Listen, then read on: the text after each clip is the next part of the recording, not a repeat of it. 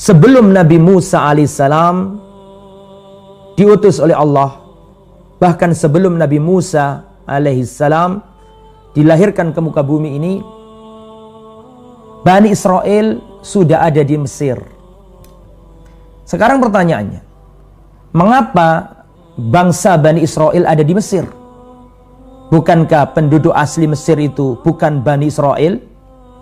Bukankah penduduk Mesir yang asli adalah suku Kipti, penduduk asli Mesir, yaitu sukunya Fir'aun? Lalu kapan atau asal muasalnya Bani Israel ada di Mesir?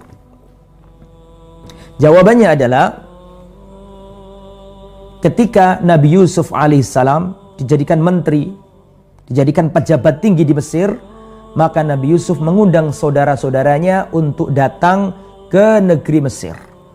Sehingga dari keturunannya Nabi Yusuf dan saudara-saudaranya ini yang dijuluki Bani Israel ini, mereka beranak pinak turun-temurun hidup di Mesir. Semenjak itulah bangsa Bani Israel bertempat tinggal di negeri Mesir. Kemudian, mengapa Fir'aun itu benci kepada Bani Israel? Bukankah Bani Israel itu sudah menjadi suku yang menghuni negeri Mesir, beranak pinak di sana? Terus kenapa Fir'aun kok menyuruh menyembelihi bayi-bayi Bani Israel? Mengapa kebencian itu muncul? Itu perlu kita gali dulu. Apa sebabnya? Apa sebabnya Fir'aun itu sangat membenci Bani Israel? Ceritanya adalah pada waktu itu Fir'aun tertidur dan bermimpi. Dan dalam mimpinya itu Fir'aun melihat bahwa ada api yang merayap dari Baitul Maqdis Palestina menuju negeri Mesir. Jadi api ini berjalan dari Baitul Maqdis yang ada di timur di Palestina menuju ke barat ke arah Mesir. Kemudian api ini membakar seluruh rumah-rumah orang-orang Mesir, suku-suku Kipti, sukunya Fir'aun. Api ini datang melalap, melululantakkan bangunan-bangunannya Mesir. Kecuali rumah-rumahnya Bani Israel yang tidak hangus, yang tidak terbakar.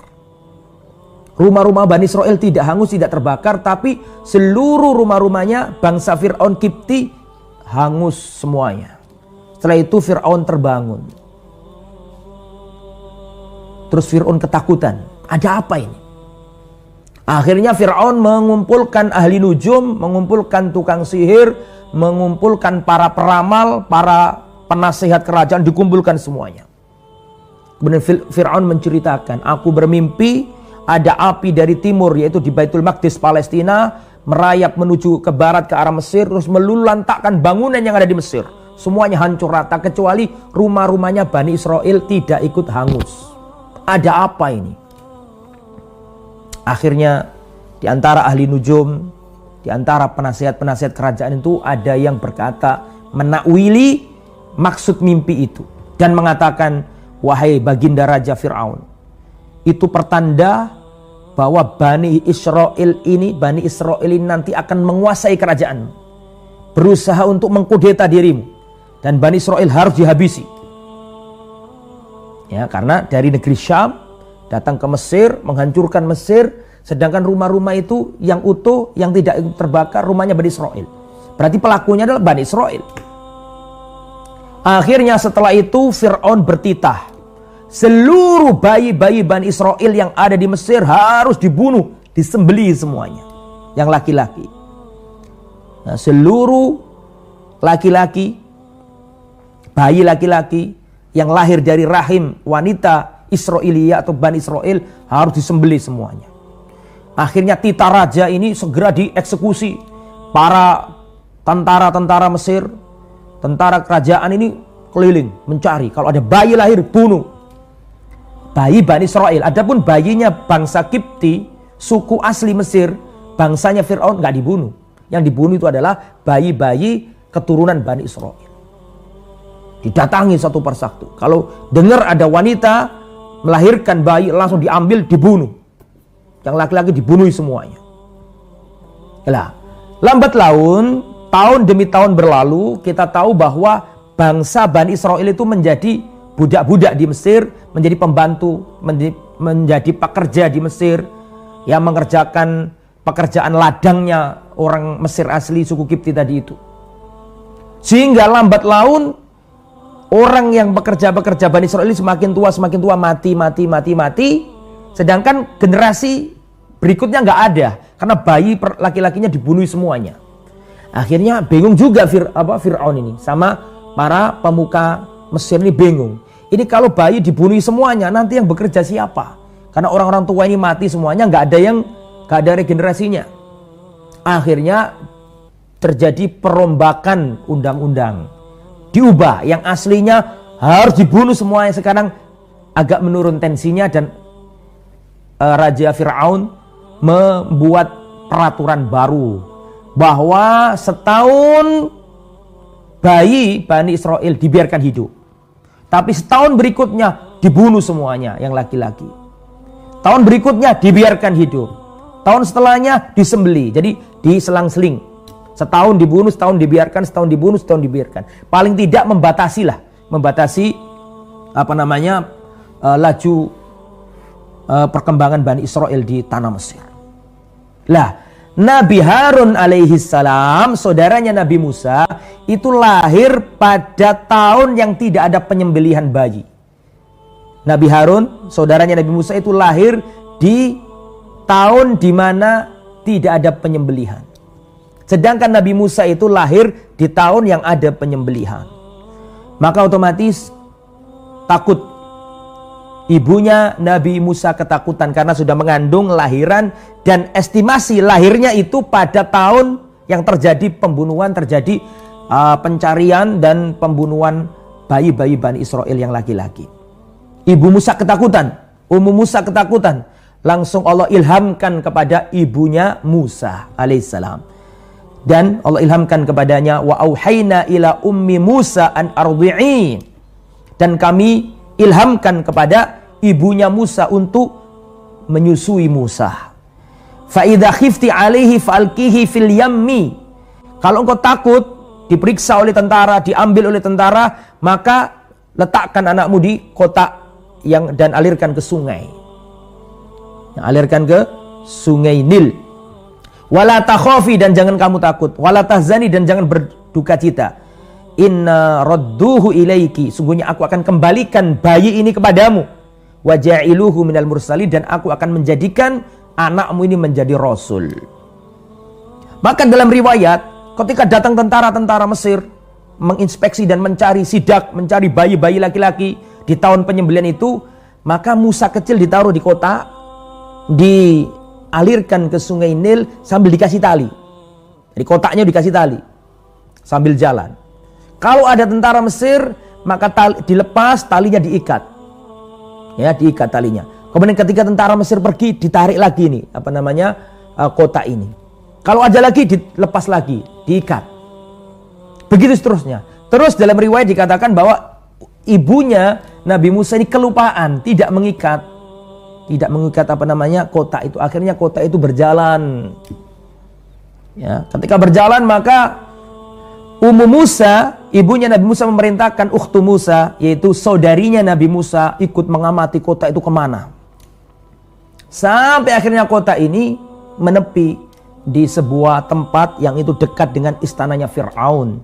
Di situ tempat istrinya Fir'aun dan para dayang, para wanita-wanita istana mandi di tempat itu. Ketika melihat itu, maka istrinya Fir'aun menyuruh pembantu-pembantunya untuk mengambil apa yang ada dalam kota itu, mau dilihat. Ternyata setelah dilihat, ternyata itu adalah jabang bayi. Dan istrinya Fir'aun namanya Asiyah binti Muzahim. Dicatat ya itu ya. Istrinya Fir'aun adalah Asiyah binti Muzahim. Dia ini melihat ini bayi, tahu ini bukan Bani Kipti, bukan bayi dari suku Kipti, bukan. Karena tahu parasnya kelihatan, warna kulitnya kelihatan, mungkin seperti itu, tahu ini adalah bayinya Bani Israel. Tapi karena Asia ini mandul, tidak punya anak, entah yang mandul Fir'aunnya apa Asianya, intinya nggak punya anak, maka Allah Subhanahu wa ta'ala tanamkan dalam istrinya Fir'aun kecintaan kepada jabang bayi Israiliyah itu, Israili itu, atau bayi Israili itu. Bani Israel ini, yaitu Nabi Musa alaihissalam. Dikuasakan oleh Allah, wanita ini condong untuk sayang kepada jabang bayi ini. Akhirnya jabang bayi ini dibawa oleh istrinya Fir'aun kepada Fir'aun. Allah katakan dalam surat Al-Qasas ayat 9, wa qalat imra'atu Fir'aun qurratu ainin li walaka. Hei suamiku Fir'aun, biarkan bocah bayi ini, meskipun ini bayinya Bani Israel, jangan dibunuh. Bisa jadi ini nanti menjadi penyejuk pandangan bagi diri kita, penentram jiwa kita. Ini anak nanti akan menjadi penyejuk pandangan kita, jangan dibunuh. Aku akan merawatnya. La taqtuluhu, jangan kau bunuh dia. Asa an yanfa'ana. Semoga ini anak nanti bermanfaat bagi kita. Aw nattakhidahu walada, atau kita jadikan ini anak, kita anggap dia anak kita. Wahum la yash'urun, sedangkan mereka nggak tahu bahwa bocah ini akan mempunyai masa depan yang akan mengubah sejarah. Apakah benar ucapannya istrinya Fir'aun ini? Jangan kau bunuh anak ini. Ini anak akan menjadi penyejuk pandangan bagi kita. Anak ini nanti bisa jadi akan bermanfaat bagi kita, dan kita akan ambil dia jadi anak. Sebenarnya omongannya istrinya Fir'aun ini benar. Nabi Musa itu bermanfaat bagi Fir'aun. Karena Nabi Musa ini menasihati Fir'aun, mendakwai Fir'aun agar tidak sombong, agar tidak mengaku Tuhan.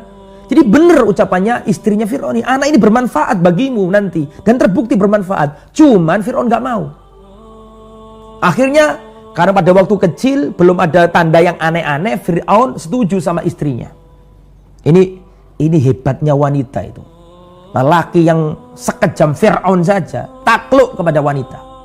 Dilobi sama wanita, takluk. Makanya itu wanita itu memang kelemahannya itulah kekuatannya. Jadi kelemahannya wanita itu, justru kelemahannya itulah kekuatannya, itulah modalnya. Di antara modal kekuatan wanita adalah kelemahannya. Karena dengan kelemahan wanita itu orang menjadi iba, orang menjadi kesian, nggak tega. Lah, justru kelemahannya wanita itulah kekuatannya. Maka Asia ini melobi Fir'aun dan berhasil. Kata Fir'aun, ya sudah, tidak apa-apa. Jaga agar anak ini menjadi anak angkat kita. Maka senang Asia ini karena nggak punya anak, ini nemu bayi dirawat. Terus Nabi Musa bayi nangis karena dari tadi nggak nyusu. Maka seluruh wanita istana disuruh nyusui Musa. Tidak ada yang bisa. Masih nangis. Tidak mau. Akhirnya kabar ini sampai ke ke saudaranya Nabi Musa. Terus dikabarkan bahwa ada seorang ibu yang akan bisa menyusui jabang bayi yang ada di istana itu. Maka ibunya Nabi Musa datang ke situ, ternyata mau.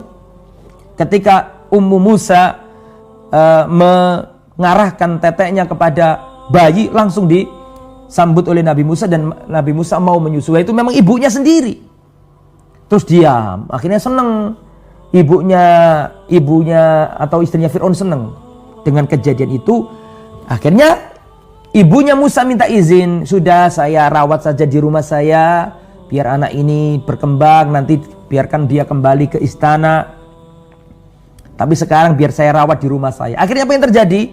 Asia binti Muzahim, yaitu istrinya Fir'aun, mengizinkan jabang bayi ini, Musa kecil alaihissalam, dibawa oleh ibu kandungnya di rumahnya sendiri. Dikasih air susu dan seterusnya. Dan dikasih gaji dari istana. Subhanallah. Ini janjinya Allah. Coba jenengan lihat lagi dalam surat Al-Qasas ayat 7. Wala takhafi wala tahzani. Jangan kau bersedih wahai ibunya Musa, jangan kau galau, jangan takut. Inna radduhu ilaiki. Aku akan kembalikan anakmu kepadamu. Dan itu janjinya Allah, dikembalikan dengan cara yang tidak diduga-duga sebelumnya. Orang-orang nggak tahu bahwa itu ya memang ibunya sendiri. Akhirnya Nabi Musa hidup dengan ibu kandungnya, disusui oleh ibu kandungnya, bahkan resmi itu digaji negara. Gak ada yang berani, karena ini kan anak angkatnya raja, dan seterusnya. Jadi singkat kata, Nabi Musa tumbuh berkembang gagah kuat ketika pemuda.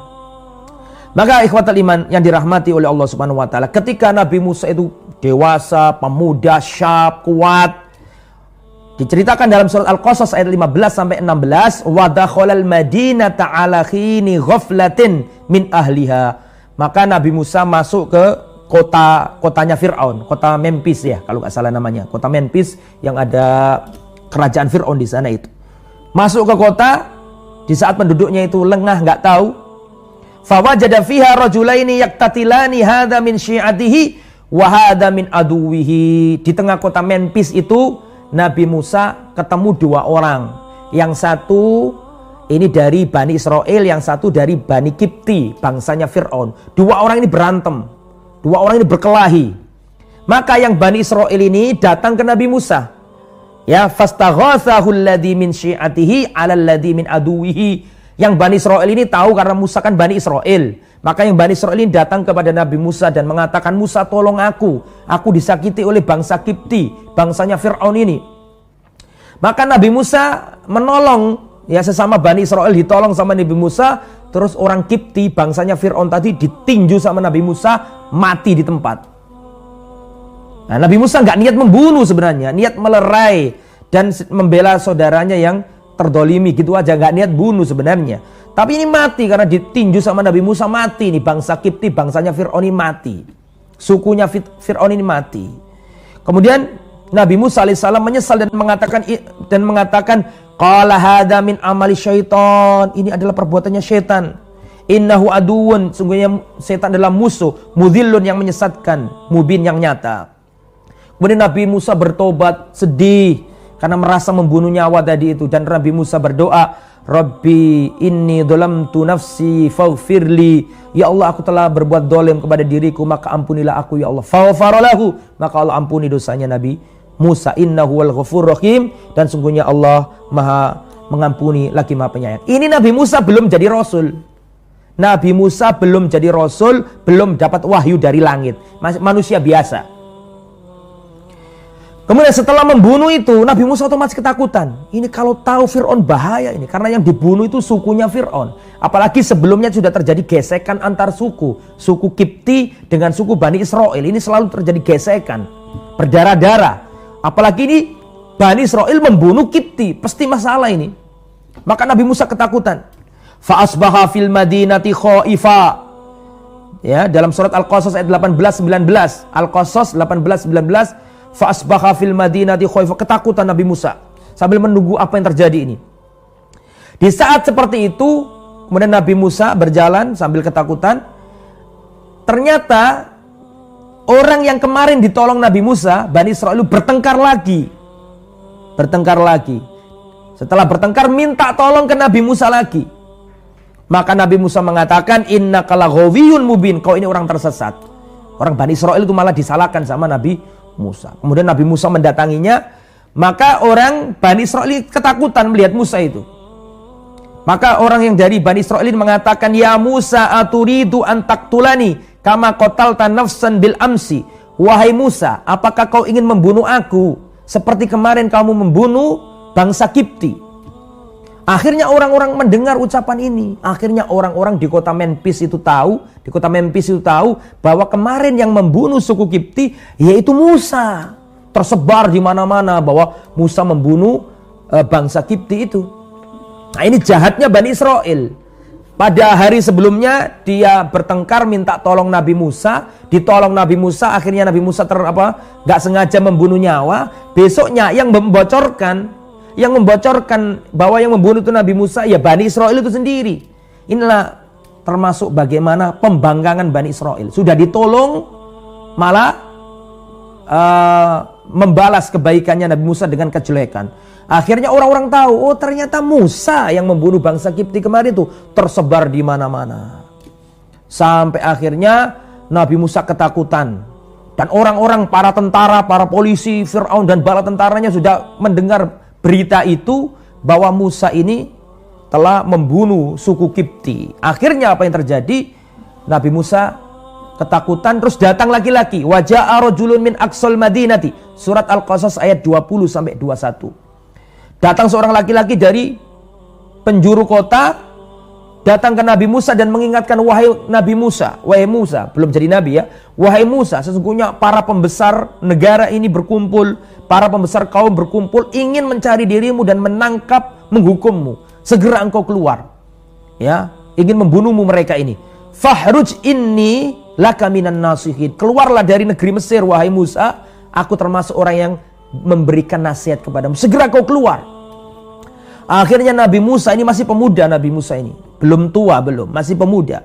Fa kharaja minha khaifa yatarqab. Maka Nabi Musa alaihissalam keluar dari negeri Mesir sambil di tengah jalan berdoa, Rabbi najini minal qaumidz zalimin. Ya Allah, selamatkanlah aku dari orang-orang zalim itu ya Allah. Dan kita tahu Fir'aun itu bengis, kejam, membunuh bayi, membunuh orang yang tidak sepemahaman, membunuh semua lawan politiknya, dibunuh semua sama Fir'aun, dan punya penyihir-penyihir banyak, dan dia menganggap ana rabbukumul a'la, aku adalah Tuhanmu yang paling tinggi. Ini benar-benar rusak parah. Maka Nabi Musa dicari-cari, dikejar-kejar di seantero negeri Mesir, dicari Musa ini mana. Nabi Musa keluar. Keluar kemana? Keluar ke arah negeri Madian. Falamma tawajjah tilqa'a Madyana qala asa rabbi an yahdiyani sawa'as sabil. Surat Al-Qasas ayat 22. Ketika Nabi Musa berjalan menuju negeri Madian, Nabi Musa berdoa, ya Allah, tunjukkan aku ke jalan yang lurus ya Allah. Bingung Nabi Musa ini, kalut, meninggalkan ibunya, meninggalkan saudara-saudaranya, meninggalkan tanah airnya, meninggalkan keluarga besarnya, keluar ke negeri asing, nggak tahu arah kemana ini. Nabi Musa berdoa, ya Allah, tunjukkan aku di jalan yang baik ini, jalan yang lurus. Akhirnya beliau datang ke negeri Madian. Madian itu kalau sekarang kurang lebih di Zordania atau di Saudi yang paling utara, daerah sana kurang lebih. Syam lah, ya kurang lebih Syam, negeri Madian ini. Maka apa yang terjadi ikhwatal iman, sampai di negeri Madian, Nabi Musa alaihissalam, ya, sampai di negeri Madian, Nabi Musa melihat ada orang-orang banyak lagi antri di sumur, membawa gembalaan-gembalaan. Jadi ada sumur, ada orang-orang penggembala antri ngambil air di sumur tersebut. Ada dua wanita yang di akhir, ya, dua wanita nunggu antrian itu. Kemudian Nabi Musa mendatangi dua gadis ini. Gadis ini membawa gembalaannya. Qala ma khatbukuma, ada apa dengan dirimu berdua? Kenapa kok di sini? Qala talat nasqi hatta yustirar ri'a. Kami nggak bisa mengambil air ya sampai para penggembala ini selesai membawa kambing-kambingnya selesai, baru kami antrian, baru giliran kami.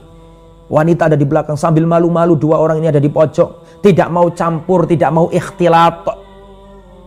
Fasaqalahuma thumma tawalla ila dhilli. Maka Nabi Musa terketuk untuk menolong dua wanita ini. Nabi Musa ngambilkan air, ya, ngambilkan air yang banyak untuk dua cewek ini atau dua gadis ini. Setelah selesai, Nabi Musa kembali di bawah pohon. Ya, ila dhilli, Nabi Musa bernaung di bawah pohon. Di saat itulah Nabi Musa berdoa lagi. Rabbi inni lima anzalta ilayya min khairin faqir. Ya Allah, sesungguhnya aku ini adalah orang yang fakir, yang benar-benar membutuhkan kebaikan yang kau turunkan ya Allah. Maksudnya Nabi Musa ini bingung. Gak ada duit, gak ada makanan, gak ada rumah, gak ada tempat tinggal, gak ada kenalan. Bingung di negeri Madian sendirian, gak kenal siapa-siapa di situ. Beliau berdoa, Rabbi inni lima anzalta ilayya min khairin faqir. Ya Allah, sesungguhnya aku ini fakir, membutuhkan pertolonganmu, kebaikan yang kau turunkan dari langit, aku butuh ya Allah. Langsung datanglah jalan keluar itu. Faja'athu ihdahuma tamshi ala istihya'in. Dua wanita, dua perempuan, dua gadis yang ditolong Nabi Musa tadi itu setelah pulang ke rumahnya kembali satu orang. Tidak dua lagi tapi satu. Satu cewek, satu gadis datang. Dia berjalan menghampiri Nabi Musa dengan penuh pelan-pelan, malu-malu. Malu-malu mendatangi Nabi Musa. Dan wanita ini mengatakan, inna abi yad'uka liyajziyaka ajra ma saqaita lana. Wahai kisana, wahai pengembara, sesungguhnya bapak kami mengundang dirimu karena bapak kami ingin membalas kebaikanmu. Kamu telah mengambilkan air untuk kami. Ayah kami ingin membayarmu atau membalas kebaikanmu. Falamma ja'ahu wa qassa alaihi al-qasas qala la takhaf najauta minal qaumidz zalimin. Surat Al-Qasas 25 sampai 27 ini cerita ini. Maka datanglah Nabi Musa ke rumahnya bapaknya wanita tersebut. Terus Nabi Musa cerita datang dari Mesir, dikejar-kejar tentara, didolimi dan seterusnya. Maka abinya wanita tadi mengatakan, la takhaf, kamu jangan takut lagi. najauta minal qaumidz dzalimin. Kamu selamat dari orang-orang zalim, kamu di negeriku, kamu di rumahku, kamu tenang aman, saya lindungi. Qalat ihdahuma ya abati istajirhu.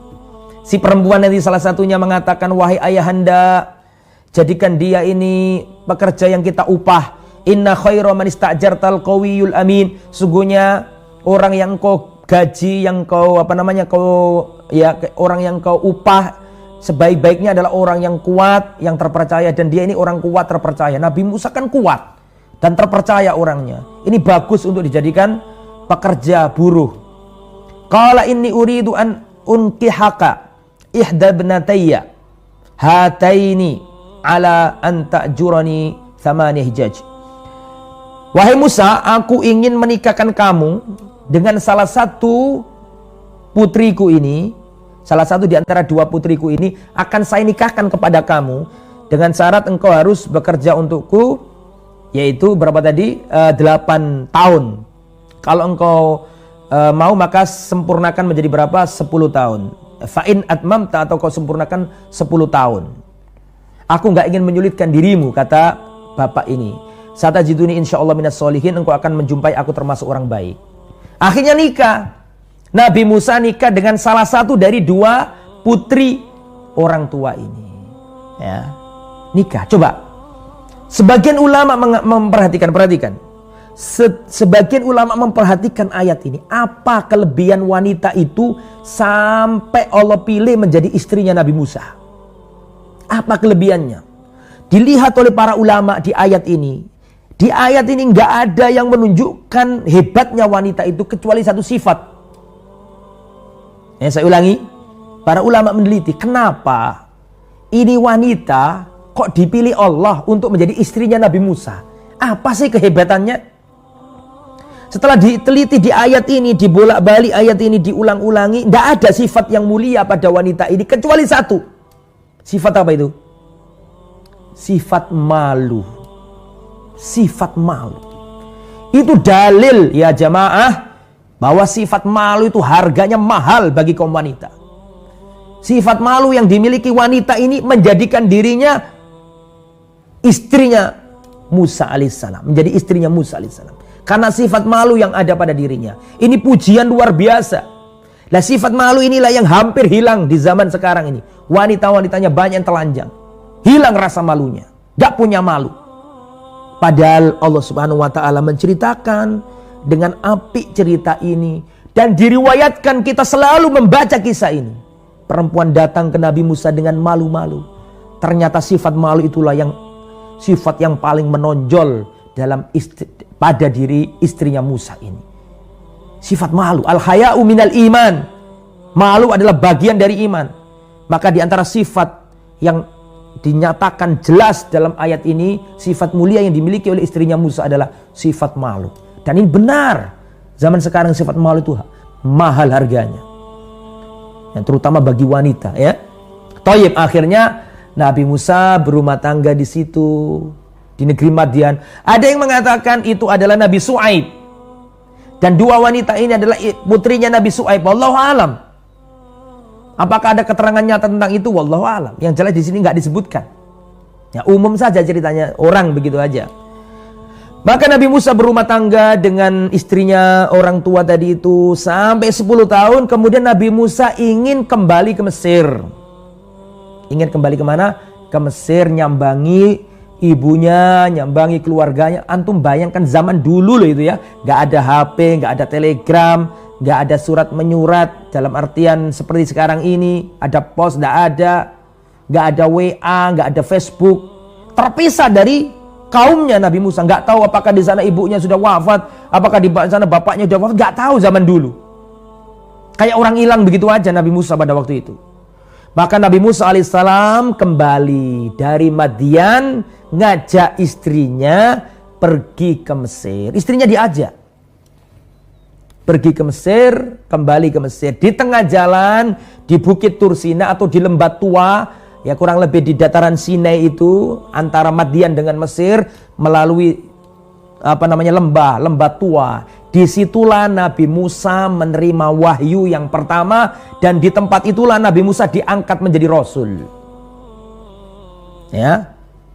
Coba dilihat surat Toha ayat 9 sampai 10. Wahal ataka hadim Musa, dan apakah telah datang kepadamu ceritanya Musa? Idra'a naron faqala li ahli umkuthu inni anastu naron la'alli atikum minha biqabasin au ajidu alan nari huda. Perhatikan. Pada waktu berjalan sama keluarganya Nabi Musa melihat api di lereng bukit. Maka Nabi Musa berkata kepada keluarganya, wahai istriku, kamu di sini dulu, jangan kemana-mana. Aku mau lihat, barangkali ada api yang aku bisa gunakan untuk menghangatkan diri kalian. Berangkatlah Nabi Musa. Akhirnya di tempat itulah Nabi Musa dipanggil oleh Allah, diajak bicara oleh Allah. Ya, di tempat namanya Lembah Tua ini. Lembah Tua, tua itu bukan lawan muda, itu bukan nama, pakai to. Ya, Lembah Tua. Ya, bukan lembah tua itu lembah yang lama, tua, lawan dari muda, bukan. Tua di sini nama daerah atau nama tempat. Maka falamma atahanu dia ya Musa, ketika ada di tempat itu Nabi Musa dipanggil, ya Musa, wahai Musa, inni ana rabbuk fakhla'na 'alaik innaka bil wadil muqaddasi tuwa. Wahai Musa, sesungguhnya aku adalah Tuhanmu, maka lepaskanlah kedua sandalmu. Sesungguhnya engkau berada di lembah yang suci, yaitu Lembah Tua. Nah, itu pertama kali Nabi Musa dapat wahyu. Wa anakhtartuka fastami' lima yuha, dan aku memilihmu menjadi rasul. Fastami' lima yuha, maka dengarkan baik-baik apa yang akan aku wahyukan kepadamu. Apa wahyu yang pertama? Perhatikan. Innani anallah, sesungguhnya aku adalah Allah. La ilaha illa ana fa'budni, aku adalah Allah, tidak ada yang berhak disembah kecuali aku. Fa'budni, sembahlah aku. Wa aqimis sholata lidzikri, dan dirikanlah salat untuk mengingatku. Inna sa'ata atiyatun akadu ukhfiha litujza kullu nafsim bima tas'a. Wahai Musa, sesungguhnya aku adalah Allah, tiada yang berhak disembah kecuali aku. Maka sembahlah aku, tegakkanlah sholat untuk mengingatku, dan sungguhnya hari kiamat akan pasti datang. Ya, supaya aku balas setiap jiwa atas apa yang mereka usahakan. Inilah wahyu yang pertama kali turun ke Nabi Musa. Kalau wahyu turun pertama kali ke Nabi Muhammad, bunyinya Iqra bismi rabbikal ladzi khalaq, khalaqal insana min 'alaq, dan seterusnya. Tapi kalau wahyu pertama kali turun kepada Nabi Musa, innani anallah, la ilaha illa ana, sungguhnya aku adalah Allah, tidak ada yang berhak disembah kecuali aku, maka sembahlah aku saja. Tauhid kan berarti kan?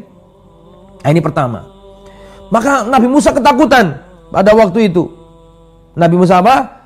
Ketakutan.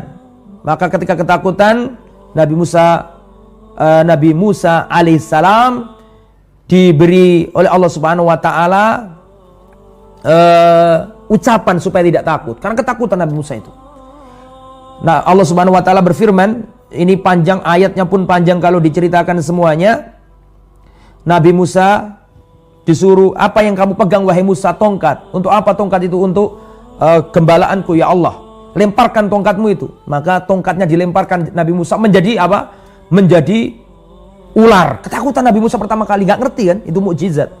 Sebagaimana Nabi Muhammad SAW ketakutan ketika pertama kali didatangi Jibril. Maka Nabi Musa demikian.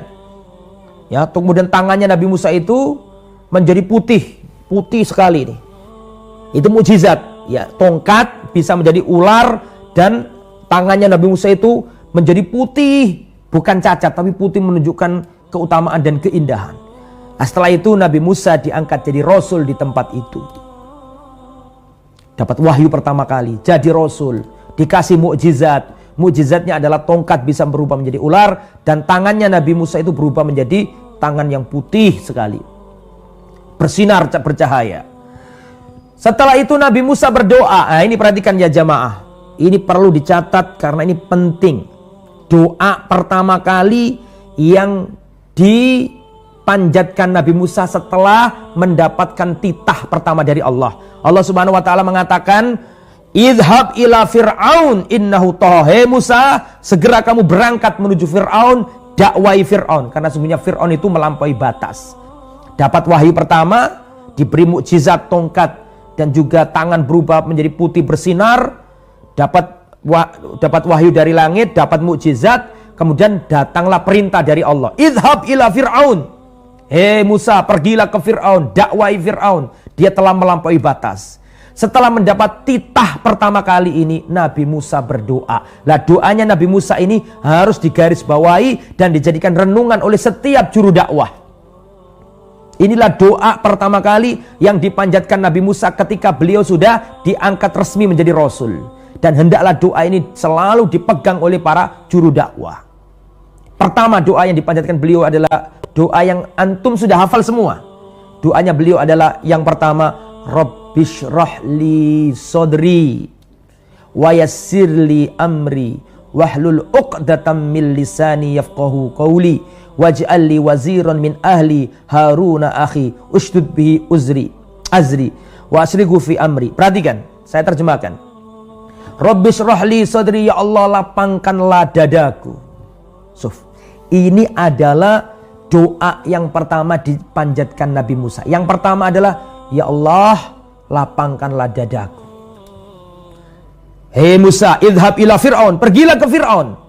Ketika datang perintah ini, langsung berdoa Nabi Musa, Rabbishrah li sadri, ya Allah lapangkanlah dadaku. Apa maknanya ini? Maknanya setiap juru dakwah harus minta kepada Allah kelapangan hati. Karena dakwah itu banyak rintangannya, banyak kendalanya. Maka modal pertama kali seorang dai adalah harus berlapang dada. Tidak boleh pendendam, harus tahu resiko dakwah. Minta kelapangan hati, jangan mudah membenci mat'u. Jangan. Rabbishrahli, ya Allah jembarkan dadaku, lapangkan dadaku ya Allah. Kemudian wayassirli amri, mudahkan urusanku ya Allah. Jadi seorang dai itu jangan merasa, oh ini karena retorikaku, oh ini karena penyampaianku, oh ini karena hafalanku. Lah, bukan. Kalaulah bukan karena pertolongan Allah, kalaulah bukan karena kemudahan Allah, nggak mungkin. Makanya doanya Nabi Musa, wayassirli amri, mudahkan urusanku ya Allah. Kenapa? Karena Nabi Musa paham yang memudahkan dakwah itu bukan karena mukjizat, bukan karena retorika. Yang memudahkan adalah Allah Subhanahu wa taala. Makanya ketika dapat perintah pertama, ya Allah jembarkan, lapangkan dadaku ya Allah. Setelah itu apa? Ya Allah mudahkan urusanku. Karena Nabi Musa tahu bahwa nggak ada yang bisa memudahkan dakwah kecuali Allah. Maka juru dakwah pun harus begitu. Jangan kita beriktimat kepada diri kita. Jangan karena hafalan saya, jangan karena titel saya, jangan karena retorika saya. Jangan. Itulah yang dilakukan Nabi Musa. Wa yassirli amri, mudahkanlah urusanku ya Allah. Karena tanpa pertolongan Allah kita nggak bisa berdakwah. Wahlul 'uqdatam min lisani, ya Allah hilangkanlah keluh yang ada di lisanku. Ya Allah lepaskanlah ikatan yang ada di lisanku. Maksudnya itu apa? Ya Allah mudahkan aku dalam berbicara, tidak gagap. Artinya di sini seorang juru dakwah harus berusaha terus mengasah kemampuannya, skillnya untuk bisa berucap dengan baik, belajar retorika. Karena Nabi Musa pun mengeluh itu. Ya Allah mudahkanlah lisanku agar kalau ngomong gampang dipahami. Dan itu harus ada latihannya. Yafqahu qawli, agar umatku paham ucapanku ya Allah. Nah, jadi juru dakwah itu harus mendoakan mat'unya, ya Allah jadikan orang-orang yang ada di hadapanku ini memahami ucapanku ya Allah. Didoakan. Kemudian perhatikan, waj'al li waziran min ahli, ya Allah jadikan untukku teman seperjuangan dari keluargaku. Oh, perhatikan. Ya Allah jadikan untukku teman seperjuangan. Jadi pendakwah nggak boleh sendirian. Pendakwah tidak boleh egois. Juru dakwah tidak boleh egois, gak butuh teman. Jangan. Wong Nabi Musa aja minta kok. Waj'al li waziran min ahli, ya Allah berikan aku teman pendamping dalam berdakwah dari keluargaku. Jadi berdakwah itu butuh teman. Jangan sikut-sikutan. Jangan apa istilahnya, hasad. Jangan. Gak boleh kita hasad kepada teman-teman seperjuangan. Kita minta tolong untuk bisa bersama dalam berdakwah. Ini yang dilakukan Nabi Musa. Minta tolong dijadikan untuknya teman seperjuangan. Harun ahi, yaitu Harun sebagai saudaraku ya Allah, jadikan dia teman seperjuanganku. Ustud bi azri, kuatkanlah diriku dengan adanya dia. Wa asrihu fi amri, sertakan ia dalam urusanku ya Allah. Ini doa yang luar biasa, dan doa ini harus ditaruh di kepalanya setiap para juru dai atau juru dakwah dan mengamalkannya. Melapangkan dada, karena beban dakwah itu sulit, tidak mudah. Ada orang mengolok-ngolok, ada orang gak terima, ada orang itu menghina, dan seterusnya. Makanya lapang dada. Terus minta kemudahan dalam berdakwah. Karena kita nggak boleh bersandar kepada diri kita. Kita bersandar hanya kepada Allah. Terus mengasah lisan agar selalu bicara dengan baik, dipahami oleh orang yang ada di hadapannya. Ini semua dilakukan Nabi Musa alaihissalam. Kemudian intinya ikhwatal iman, berangkatlah Nabi Musa ke negeri Mesir. Di negeri Mesir itu beliau mendakwai ayah angkat beliau, siapa namanya? Fir'aun. Bahwa kita ini semua hamba Allah, dirimu bukan Tuhan, aku bukan Tuhan, kita semua hambanya Allah, hamba Rabbul Alamin. Kita ini semua adalah Rabb semesta alam. Fir'aun gak percaya, dan Fir'aun berkata dalam surat Asy-Syu'ara ayat 23, Qala Fir'aunu wa ma Rabbul Alamin. Hei Musa, siapa Tuhan semesta alam ini? Dijawab sama Nabi Musa, surat Asy-Syu'ara ayat 24, Rabbus samawati wal ardi wa ma bainahuma, Tuhan kita adalah Tuhan yang telah, Tuhannya langit dan bumi dan apa yang di antara keduanya. Marah Fir'aun, karena Fir'aun itu ingin dijadikan Tuhan, ingin orang itu nyembah dirinya. Maka Fir'aun marah dan berkata dalam Al-Quran, dikatakan surat Asy-Syu'ara ayat 29, La in ittakhadta ilahan ghairi, seandainya engkau menjadikan sesembahan lain selain aku, maka aku akan memenjarakan dirimu hai Musa. Diancam oleh Musa, padahal didakwai pelan-pelan. Idhaba ila Fir'aun wa qula lahu qawlan layyina. Hai Musa, hai Harun, berangkatlah menuju Fir'aun. Ngomong yang bagus, ngomong yang lembut kepada Fir'aun. Bayangkan loh, Fir'aun itu akfarun nas, sekafir-kafirnya manusia, sedolim-dolimnya manusia, sebejat-bejatnya manusia. Itu Fir'aun. Tapi apa kata Allah? Wa qula lahu qawlan layyina. Hai Musa, Harun, datangi Fir'aun, berikan ucapan yang lembut kepadanya, yang santun kepadanya. Jadi Nabi Musa nyampaikan dengan santun, ya, tidak hei bangsat kafir, enggak gitu. Dipanggil wahai baginda. Begitu Rasulullah juga begitu. Rasulullah ketika nyurati raja-raja Romawi, Rasulullah mengatakan bahwa assalamu ala man ittaba'al huda min Muhammad ila azimir Rum, kepada pembesar Romawi. Tetap ditempatkan posisinya, azimir Rum, wahai pembesar Romawi. Rasulullah nggak mengatakan hei kafir, hei bajingan, hei bangsa. Nah, tetap itu cara berdakwah kepada orang yang punya kekuatan, punya rakyat. Maka Nabi Musa dinasihati sama Allah. Wa qula lahu qawlan layyina, ngomong yang bagus, ngomong yang lembut, yang tulus kepadanya. Tapi Fir'aun nggak mau. Bahkan marah dan mengatakan, kalau engkau menjadikan Tuhan lain selain aku, hai Musa, aku akan jebloskan kamu ke penjara. Ya, kemudian akhirnya karena masih nggak percaya, Nabi Musa mengeluarkan mukjizatnya karena ditantang oleh Fir'aun. Qala fa'ti bihi in kunta minas shadiqin. Keluarkan mukjizat kalau kau punya, wahai, kalau kau benar-benar orang yang jujur, bukan pendusta. Langsung Nabi Musa mengeluarkan tongkatnya, berubah menjadi ular besar. Kemudian Nabi Musa mengangkat tangannya, mencabut tangannya jadi putih bersinar. Ini mukjizatnya Nabi Musa. Kemudian Fir'aun masih bantah. Qala ji'tana litukhrijana min ardina bisihrika ya Musa. Wahai Musa, apakah engkau ingin mengusir kami dari negeri kami dengan sihirmu ini? Gak terima Fir'aun, menganggap itu sihir. Akhirnya apa yang terjadi? Fir'aun marah dan mengumpulkan seluruh para pembesar penyihir-penyihir, dikumpulkan semuanya, disuruh tanding sama Musa. Dia nggak tahu bahwa Musa ini benar-benar mukjizat dari Allah, bukan sihir. Maka dikumpulkanlah antara Nabi Musa dengan penyihir-penyihir yang banyak ini dikumpulkan. Kata Nabi Musa, silakan, kamu yang lempar dulu, silakan. Ya. Kemudian terjadi dialog, ya. Akhirnya singkat kata, ini penyihir-penyihir ini melemparkan tali-tali mereka.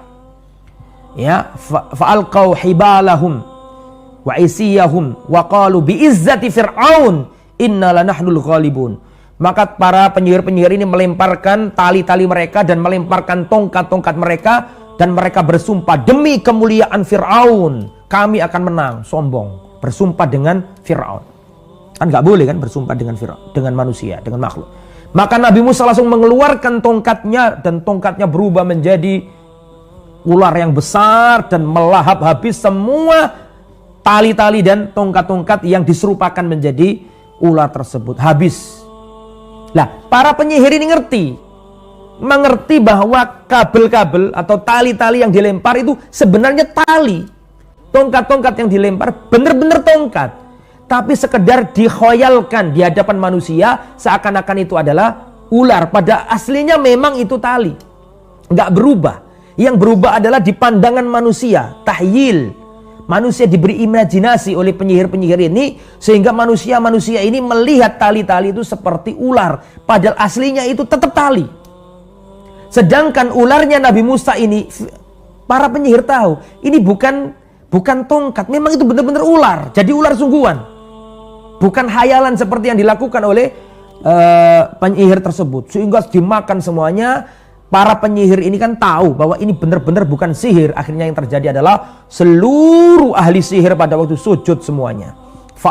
Fa'ulqiyas saharatus sajid, semuanya sujud tobat, dan mereka berkata, amanna bi rabbil alamin, kami beriman dengan Rabb semesta alam, Rabbnya Musa dan Harun, Tuhannya Musa dan Harun. Kami beriman. Karena penyihir kan tahu kualitas kesihirannya dia dengan apa yang ada di Musa. Dia tahu bahwa ini bukan sihir gitu loh. Akhirnya beriman semuanya, sujud. Maka Fir'aun marah besar dan mengatakan, apakah kalian beriman kepada Musa sebelum aku mengizinkannya? Qala amantum lahu qabla an adzana lakum. Apakah kalian beriman kepada Musa? Nah, akhirnya marah, dan Fir'aun mengatakan, akan aku potong tangan-tangan kalian dan akan aku potong kaki-kaki kalian dengan silang, dan aku salib kalian di pohon kurma. Disalib semuanya. Tapi mereka tetap beriman. Kami tidak akan mengubah ini, kami beriman kepada Allah Subhanahu wa taala. Setelah itu terjadi pembantaian luar biasa. Tukang-tukang sihir itu beriman, dibantai, Bani Israel dihantam semuanya. Maka Nabi Musa berpidato di depan kaumnya. Ista'inu billahi wasbiru, minta tolonglah kepada Allah. Wasbiru, dan bersabarlah. Surat Al-A'raf ayat 128. Terus diberi nasihat, tapi semakin tekanan semakin luar biasa.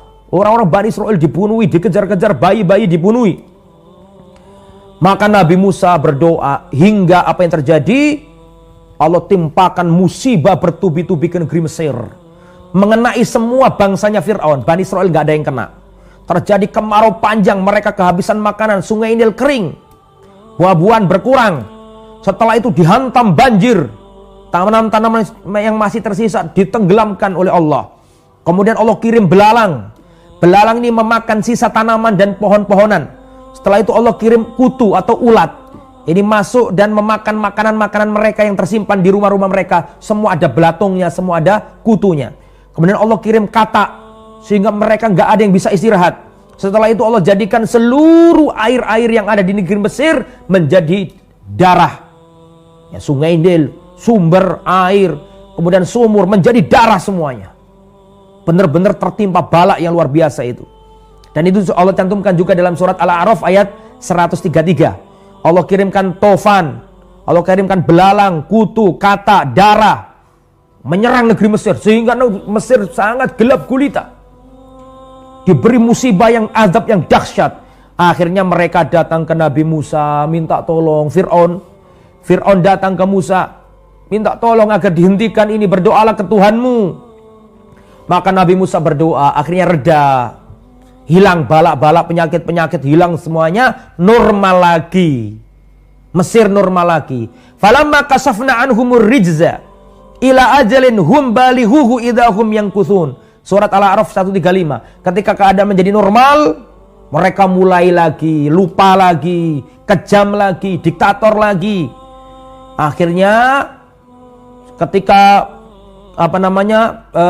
azab, siksa, intimidasi terus berlanjut ke Bani Israel, maka malam-malam hari Nabi Musa mengajak Bani Israel. Malam-malam hari diajak Bani Israel keluar, digiring ya menuju ke arah negeri Syam, menyeberangi Laut Merah. Menyeberangi apa?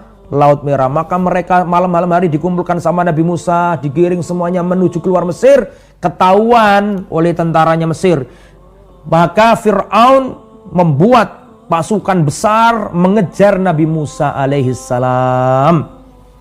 Falamma taral jam'ani qala ashabu Musa inna lamudrakun qala kalla inna ma'iya rabbi sayahdin. Ketika dua kelompok ini melihat, jadi rakyatnya atau kaumnya Nabi Musa melihat ke arah musuh, ya, hampir terkejar, maka wahai Nabi Musa, wahai Musa, kita akan tersusul oleh mereka. Maka Nabi Musa mengatakan, inna ma'i rabbi sayahdin, sungguhnya Allah bersamaku dan Allah akan memberi petunjuk kepadaku. Surat As-Su'ara ayat 61 62. Kemudian Bani Israel, Allah Subhanahu wa taala selamatkan bisa menyeberangi Laut Merah. Wajawazna bi Bani Israil bahra, bi Bani Israil al-bahra. Fa'atba'ahum Fir'aunu wa junuduhu baghyan wa aduwa. Ketika ya kaumnya Nabi Musa menyeberangi lautan, maka diikuti oleh apa? Fir'aun dengan bala tentaranya. Maka Allah selamatkan Bani Israel keluar dari lautan itu, sedangkan pasukan Fir'aun dan bala tentaranya yang ingin memusuhi dan menghabisi Bani Israel ini ditenggelamkan oleh Allah Subhanahu wa taala. Yang mana sebelumnya air itu bisa menjadi terbelah. Air lautan terbelah dilalui oleh Bani Israel sama Nabi Musa. Ketika mereka sudah sampai di tepian, selesai, nggak ada yang tertinggal, langsung airnya itu nutup dan pasukannya Fir'aun dan bala tentaranya tenggelam di situ. Tenggelam di Laut Merah. Selesai. Kemudian kaumnya Nabi Musa selamat. Ketika kaumnya Nabi Musa selamat dari kejaran Fir'aun, wajawazna bi Bani Israil al-bahra fa'atau ala qaumin yakufuna ala asnamin lahum. Ketika di daratan sudah selamat di daratan, maka kaumnya Nabi Musa ini melewati ada kelompok manusia yang menyembah patung. Mereka beriktikaf mendatangi patung-patung yang disembah. Terus Bani Israel melihat kejadian itu. Maka Bani Israel mengatakan, qalu ya Musa ij'al lana ilahan kama lahum aliha. Wahai Nabi Musa, tolong buatkan untuk kami sesembahan seperti orang-orang kafir itu memiliki sesembahan-sesembahan. Marah Nabi Musa. Qala innakum qaumun tajhalun. Sungguhnya kalian adalah kaum yang bodoh. Baru saja diselamatkan Allah dari Fir'aun, sekarang mau niru orang kafir, mau nyembah patung. Padahal baru diselamatkan Allah dari kejaran Fir'aun. Kemudian Nabi Musa mengingatkan umatnya tentang nikmat-nikmat Allah yang Allah berikan kepada mereka. Kemudian Nabi Musa mengatakan kita harus pergi ke negeri Palestina. Kita harus pergi ke Baitul Maqdis. Ya, tapi gak ada yang mau. Gak ada yang mau diajak jihad. Kenapa? Karena di Palestina pada waktu itu, di Baitul Maqdis pada waktu itu ada kaum yang kejam di sana. Kaum yang gede, yang kejam. Nah, Nabi Musa ingin membebaskan Baitul Maqdis. Maka mereka mengatakan, qalu ya Musa inna lan nadkhulaha abadan madamu fiha fadhhab anta wa rabbuka faqatila innaha huna qaidun. Wahai Musa, kami nggak akan masuk karena di sana ada orang-orang yang kejam bengis, kami nggak mampu melawan mereka. Pergilah kamu sendiri dengan Tuhanmu, kalahkan mereka, kami tunggu di sini menunggu kemenanganmu. Mau duduk di sini nggak ikut perang. Itu Bani Israel, nggak mau diajak perang oleh Nabi Musa, nggak mau jihad fisabilillah. Maka apa yang terjadi? Fa inna muharramatun alim arba'ina sana. Allah haramkan mereka sehingga mereka kebingungan yatihuna fil ard. Selama 40 tahun mereka bingung, gak bisa ke tanah Palestina. Dan seterusnya. Kisahnya Nabi Musa masih panjang ya, masih tidak cukup di sini. Tapi yang ingin kita sampaikan adalah kisah tentang Musa dengan Fir'aun. Maka selesai sampai di sini. Kemudian ikhwatal iman, itu kisahnya. Dan sekarang materi yang berikutnya ini bukan kisahnya, tapi pelajaran-pelajarannya. Dan ini nggak kalah penting. Karena kalau kisahnya bisa dibaca sendiri. Yang lebih penting dari itu adalah manfaat atau pelajaran yang bisa dipetik dari kisah ini. Apa saja? Yang pertama. Pelajaran yang pertama, adz-dzalim hayatuhu fil khauf. Orang yang kejam, orang yang zalim, hidupnya diliputi kegalauan. Itu pelajaran pertama. Adz-dzalim hayatuhu fi khaufin. Orang yang berbuat dolim hidupnya penuh dengan kecemasan, penuh dengan ketakutan. Seperti Fir'aun. Gara-gara mimpi, paranoid, membunuh bayi-bayi. Gelisah karena takut mengambil harta atau kekuasaannya. Dan dia berbuat dolim sehingga takut dikudeta. Gelisah hidupnya, gak nyaman. Mungkin tidur gak nyenyak dia. Itu yang pertama. Yang nomor dua, pelajaran yang nomor dua, an-nasru minallah. Pertolongan itu datangnya hanya dari Allah. Coba kita bayangkan ikhwatal iman yang dirahmati oleh Allah. Musa alaihissalam bayi nggak bisa apa-apa. Bayi itu bisanya cuma nangis.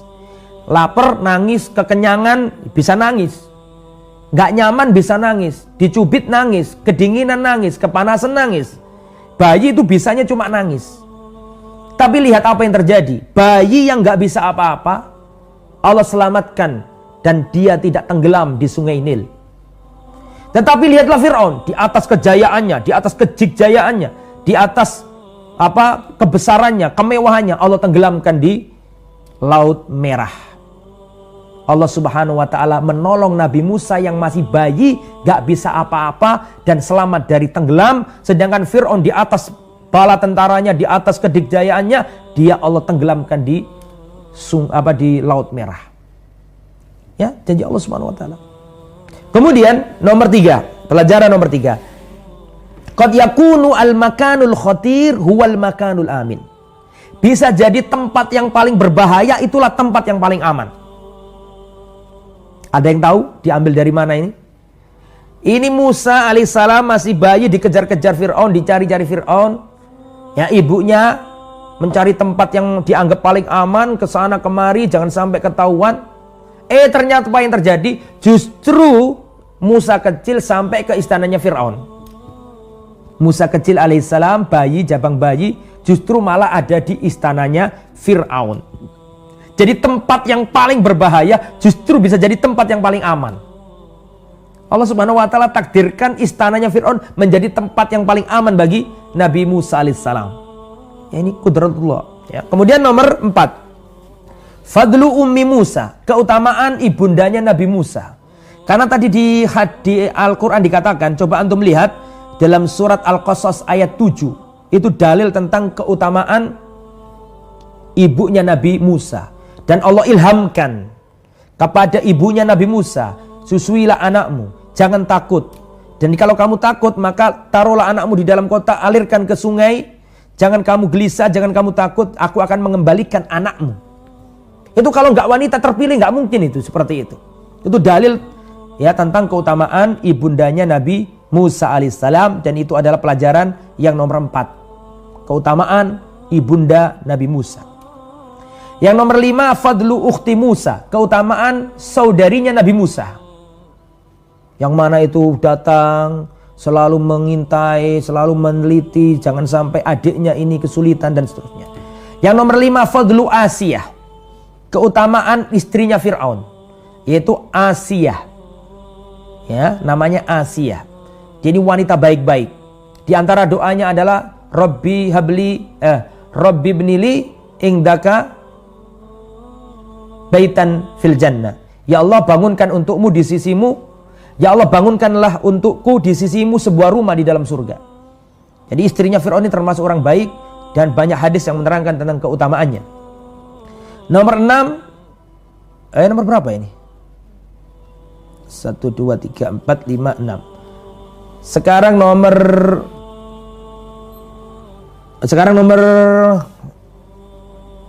7 sebenarnya ya. Nomor 7 sebenarnya sekarang ini. Al-walatu qurratu ainin. Pelajaran nomor 7, anak itu adalah penyejuk pandangan mata. Ini yang diucapkan oleh istrinya Fir'aun. Anak itu penentram jiwa. Anak itu nyenangkan orang tua. Itu. Kemudian pelajaran nomor 8, an-nabiyyu qad yudhnib. Seorang nabi bisa jadi berdosa sebelum diangkat jadi rasul. Intinya seorang nabi pun bisa berdosa. Seperti Adam alaihissalam, seperti Nabi Yunus pernah melakukan kesalahan, seperti Nabi Musa alaihissalam. Nomor 9, inadu Bani Israel. Kisah tadi menunjukkan pembangkangan Bani Israel. Ini pelajaran nomor 9. pembangkangan Bani Israel. Mereka ini minta tolong Nabi Musa. Ditolong Nabi Musa, akhirnya lawannya mati. Besoknya justru dia yang membocorkan bahwa yang membunuh itu Nabi Musa. Padahal dia sendiri yang minta tolong. Dan karena dia akhirnya Nabi Musa tanpa sengaja membunuh nyawa. Telah yang membocorkan malah dia sendiri. Ini Bani Israel, pembangkangan mereka. Ketika mereka diselamatkan Nabi Musa sampai di pantai dan selamat, terus mereka melewati kaum yang menyembah patung. Maka kaumnya Nabi Musa, para Bani Israel mengatakan, wahai Nabi Musa, tolong buatkan untuk kami sesembahan sebagaimana orang-orang ini punya sesembahan. Mokong, kata arek-arek Surabaya. Inat, bangkang. Terus diajak berjihad melawan kaum Jabbarin yang ada di Palestina, enggak mau. Idhab anta wa rabbuka faqatila inna hahuna qaidun. Berangkatlah engkau wahai Musa, kami di sini duduk-duduk menunggu kemenanganmu. Males, bangkang. Itu kaumnya Nabi Musa. Kemudian pelajaran nomor 10, al-hijratu min sunnatil anbiya. Ini penting ini. Hijrah adalah sunnahnya para nabi. Hijrah adalah diantara sunnahnya para nabi. Nabi Ibrahim hijrah, Nabi Musa hijrah, Nabi Isa dikejar-kejar, Nabi Muhammad SAW hijrah. Jadi hijrah adalah diantara sunnahnya para rasul. Dan Nabi Musa hijrah tadi. Dari Mesir, hijrah ke Madian, balik lagi. Nomor 11, al-haya'u min sifatin al-haya'u sifatun mahmudatun lin nisa. Malu adalah sifat yang terpuji bagi wanita. Tadi sudah saya katakan, di kisah tadi disebutkan bahwa Nabi Musa menikah sama seorang wanita. Setelah diteliti ayat-ayat yang menyebutkan tentang istrinya Nabi Musa ini, gak ada di dalam ayat itu yang menunjukkan kebaikan. Ya, kebaikannya pasti ada, tapi di ayat itu loh gak ditunjukkan. Tapi hanya satu yang ditunjukkan di situ. Apa? Al-haya, sifat malu. Dia mendatangi Nabi Musa pelan-pelan sambil malu-malu. Ketika orang-orang antri ngambil air, itu laki-laki di depan semuanya, dia itu ngantri di belakang. Berarti kan menjaga diri. Berarti dia menjaga auratnya, menjaga kesuciannya. Dia datang ke Nabi Musa dengan malu-malu. Itu kemuliaan wanita, syaraf. Kemuliaan bagi wanita zaman sekarang adalah sifat malu. Yang sekarang hampir punah pada diri wanita-wanita. Sifat malu. Itu ya, itu yang pelajaran nomor 11. Pelajaran nomor 12. Sekarang pelajaran yang nomor 12. Al-jaza'u min jinsil amal. Balasan sesuai dengan perbuatan. Ketika Nabi Musa alaihissalam menolong seseorang, maka Nabi Musa ditolong oleh orang. Nabi Musa tadi kan menolong wanita ini mengambilkan air. Maka ditolong oleh bapaknya wanita itu. Bapaknya wanita itu menolong Nabi Musa. Jadi kalau engkau berbuat kebaikan, sebenarnya kamu berbuat untuk dirimu sendiri. Itu pelajaran yang bisa kita ambil nomor 12. Kemudian pelajaran nomor 13. Ya. Ketika safar, hendaknya kita memperbanyak doa. Dan itu yang dilakukan oleh Nabi Musa. Ketika Nabi Musa bingung, ya Allah kemana ini aku berjalan? Beliau berdoa, ya Allah tunjukkan aku jalan yang lurus. Maka Allah bimbing Nabi Musa. Dalam perjalanannya dibimbing oleh Allah sampai ketemu wanita yang terpuji akhlaknya tadi itu. Karena ketika diusir dari Mesir, ketika safar, lontang-lantung gak jelas, Nabi Musa berdoa, ya Allah tunjukkan jalan yang lurus. Jalan yang lurus maksudnya apa? Jalan yang tepat. Jalan yang membawa kebaikan. Maka Allah bimbing Nabi Musa ketemu sama dua wanita tadi. Karena di tengah jalan Nabi Musa berdoa. Itu luar biasa itu. Makanya kalau safar itu berdoa yang bagus-bagus. Kemudian Nabi Musa alaihissalam juga berdoa. Tadi yang saya katakan, nanti ada kesimpulannya sendiri. Kemudian sekarang pelajaran nomor 14. An-nikahu min sunnatil anbiya. Nikah itu sunnahnya para nabi. Ini nabi tidak membujang. Nabi itu nikah. Termasuk Nabi Musa pun nikah. Kemudian pelajaran nomor 15. Wujubu silatirrahim. Wajibnya menyambung tali rahim. Ini diambil dari kisah Nabi Musa alaihissalam ketika 10 tahun gak pulang. Nabi Musa ingin silaturahim dengan keluarganya yang ada di Mesir. Maka dia berkata kepada mertuanya, saya mau kembali ke Mesir. Dan istrinya pun di bawah. Istrinya pun apa? Di bawah. Akhirnya berangkat ke Mesir untuk silaturahim. nyambung kekerabatan. Kemudian ikhwatal iman, pelajaran yang nomor 16, fadlu wadi Tuwa. Ini hadis tadi atau cerita ini menunjukkan keutamaan lembah Tuwa. Ya, lembah yang tadi Nabi Musa dapat wahyu. Ya. Di wadi yang tersucikan namanya Tuwa. Disitulah Nabi Musa alaihissalam mendapat wahyu pertama kali tadi itu. Kemudian ikhwatal iman, pelajaran berikutnya. Pelajaran nomor 17. Awwalul wahyi nazala ala Musa at-tauhid. Wahyu yang pertama kali turun kepada Nabi Musa adalah wahyu tentang tauhid. Coba dilihat lagi tadi. Ayat keberapa tadi? Ya, yaitu surat, coba dilihat suratnya, surat Toha ayat 13 sampai 15. Coba dilihat surat Toha ayat 13 sampai 15. Di situ diterangkan bahwa wahyu yang pertama kali turun adalah tentang tauhid. Innani anallah la ilaha illa ana fa'budni wa aqimis sholata lidzikri. Sungguhnya aku adalah Allah, tiada yang berhak disembah kecuali aku. Sembahlah aku saja. Berarti kan tentang tauhid ini. Jadi ini juga dalil tentang tauhid itu utama. Ini dalil tentang tauhid itu prioritas sebelum yang lain. Makanya wahyu yang pertama kali turun kepada Nabi Musa tentang masalah tauhid tadi sudah dijelaskan. Pelajaran nomor 18, Mu'jizatu Musa. Dari kisah tadi kita tahu mukjizatnya Nabi Musa, yaitu tongkat menjadi ular dan tangannya beliau bersinar indah. Lah, biasanya mukjizat itu disesuaikan dengan kondisi kaum. Karena kaumnya Nabi Musa itu senang dengan sihir-sihir, senang dengan mistik, senang dengan magic. Maka mukjizatnya Nabi Musa itu untuk mengalahkan itu. Makanya semisal dengan itu. Nah, seperti Rasulullah SAW, mukjizatnya tentang Al-Quran. Kata yang indah luar biasa. Karena orang Arab pada waktu itu suka sastra, suka syair-syair. Maka Allah ingin mengalahkan itu semuanya, Allah turunkan Al-Quran. Itu ya. Kemudian pelajaran nomor 19. Al-ilmu qoblal qawli wal amal. Ilmu harus didahulukan sebelum perbuatan dan sebelum ucapan. Jadi Nabi Musa nggak langsung ujuk-ujuk disuruh dakwah, tapi dikasih wahyu dulu sama Allah. Dikasih wahyu, aku ini Tuhan, tidak yang berhak disembah kecuali aku, bahwa nanti ada hari kiamat. Berarti kan Allah ngasih ilmu dulu. Setelah Allah ngasih ilmu kepada Nabi Musa, baru Allah ngomong, idhab ila Fir'aun. Sekarang pergilah ke Fir'aun. Nah, berarti ilmu dulu sebelum perkataan dan perbuatan. Ini pelajaran nomor 19. Pelajaran nomor 20. Adabud da'i ilallah. Adab-adab juru dakwah. Ini diambil dari doanya Nabi Musa alaihissalam. Tadi saya sebutkan doanya Nabi Musa tadi, coba diulangi lagi, nggak apa-apa. Doanya Nabi Musa tadi, yang mau nyimak disilakan dicatat.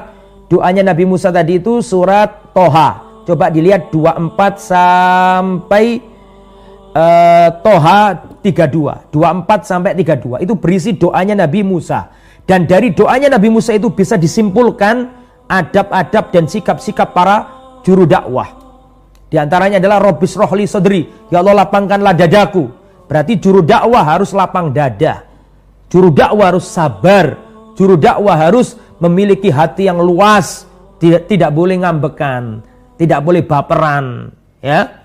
Kemudian wayassirli amri, ya Allah mudahkanlah urusanku. Berarti juru dakwah harus bergantung kepada Allah, minta kemudahan bagi Allah. Wahlul uqdatam min lisani, ya Allah lepaskanlah ikatan yang ada di lisanku. Artinya di sini berarti juru dakwah itu harus terus minta sama Allah agar diberi ucapan yang bagus, diberi ngomong yang enak supaya jemaahnya paham apa yang diomongkan. Kemudian minta teman, waj'alli waziron min ahli, ya Allah berikan teman kepada aku. Jadi nggak boleh kita sendirian ego dalam berdakwah, egois, tak boleh. Harus ada teman, pembantu dalam berdakwah. Itu ya. Itu pelajaran nomor berapa tadi? Itu pelajaran nomor 20. Pelajaran nomor 21. As-sahib fid dakwah tadi sudah ya. Berarti sekarang pelajaran ya as-sohib fid dakwah. Ini pelajaran nomor 21. Pentingnya teman dalam berdakwah. Pentingnya teman dalam berdakwah. Jangan egois, harus saling bersinergi. Dan ini nggak hanya ustadz, termasuk majelis taklim. Alhamdulillah kita sekarang sama majelis taklim MT Tasnim ya Jakarta. Cuma ini syutingnya di Surabaya. Nah, ini MT nggak boleh saling rivalitas, tujuannya untuk saling menjatuhkan satu sama lain. Kalau bisa menggandeng ustadz ini, yang satu cemburu. Jangan seperti itu. Niatkan karena Allah Subhanahu wa taala. Silakan rivalitas dalam kebaikan, berlomba-lomba dalam kebaikan, tapi jangan saling menyikut, saling merendahkan, jangan. Karena yang kita cari Allah. Nah, termasuk akun-akun Facebook, akun-akun YouTube, akun-akun macam-macam. Ya, niatnya itu bukan untuk berkompetisi dalam kejelekan, bukan. Silakan kompetisi yang sehat dalam kebaikan, bukan tujuan kita adalah memperbanyak pengikut dan seterusnya, tapi untuk Allah Subhanahu wa taala. Itu ya. Kemudian pelajaran nomor 22, a'da'un nabi syayatinul jinni wal insi. Pelajaran nomor 22, musuhnya para nabi itu setan, bisa dari golongan jin dan setan dari golongan manusia. Ini diambil dari mana? Diambil dari tadi Nabi Musa berhadapan sama penyihir, dan kita tahu penyihir itu pakai bantuan jin, pakai bantuan setan, sehingga tali-tali yang dilempar yang aslinya benar-benar tali, seakan-akan di pandangan manusia jadi ular, padahal itu memang tali, bukan ular. Lah itu pakai bantuan setan. Sehingga kesimpulan yang nomor 22, musuhnya para nabi itu setan dari golongan jin dan manusia. Tidak hanya dari manusia, bangsa jin pun memusuhi para nabi. Kemudian nomor 23, al-farqu baina sihri wal mu'jizah. Nah, ini penting ya jamaah.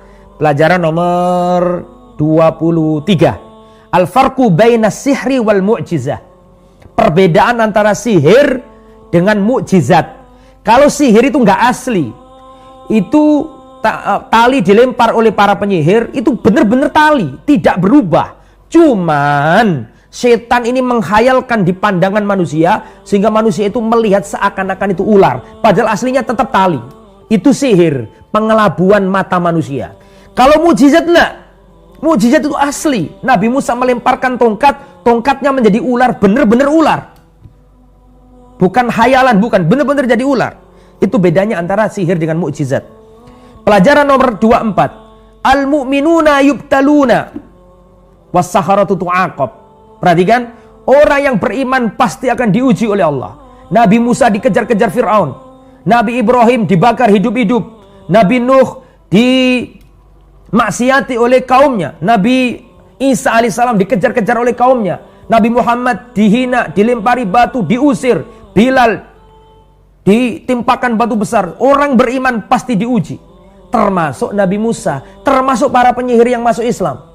Para penyihir yang masuk Islam dipotong tangannya, kakinya secara secara menyilang dan disalib di pohon kurma.